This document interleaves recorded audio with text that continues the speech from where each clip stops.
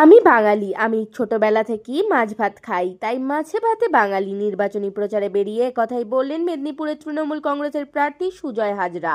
আজ মেদিনীপুর শহরের রাজাবাজার নির্বাচনী প্রচারে এসে জানালেন তিনি একথাই।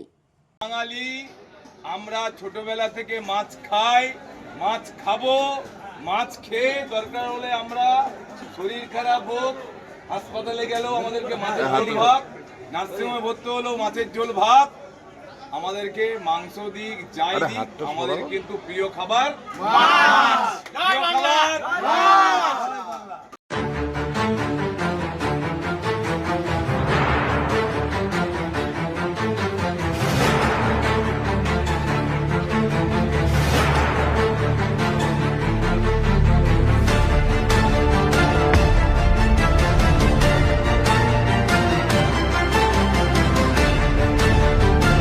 দেখুন, বিষয় হচ্ছে আমি তো ছোটবেলা থেকে মেদিনীপুরে বড় হয়েছি এবং এই বড় হওয়ার পিছনে রাজনীতি কোনো স্থান অনেক পরে। আগে তো আমরা সামাজিক লোক, তো আমরা ছোটবেলা থেকেই রাজনীতির সঙ্গে যুক্ত। এই সৌরভ আছে হাফ প্যান্ট বয়স থেকে যুক্ত, সবাই চিনবে। আমিও কলেজ দিন থেকে ভর্তি হয়েছি, জানে আমাদের যারা যারা কলেজের সঙ্গে পানিদা কলেজের সঙ্গে যুক্ত ছিল প্রথম দিন থেকে। তো 17 বছর 6 মাস, আজকে 50 বছর, 32.5 বছর রাজনীতি হয়ে গেল।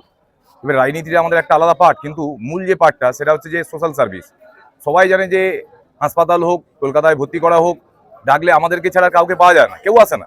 জল ঝড় ঝঞ্ঝা ভূমিকম্প করোনার সময় কে ছিল? হাজার হাজার মানুষকে এই মেদিনীপুর শহরের রাত্রি 1টা পর্যন্ত আমি জেগে থাকতাম।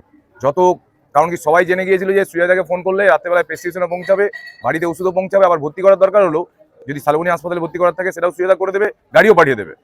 এবং সেটা আমরা সম্মিলিতভাবে ঐক্যবদ্ধভাবে করোনার বিরুদ্ধে যেভাবে লড়াই করেছিলাম, কেউ ছিল, কোনো দল ছিল?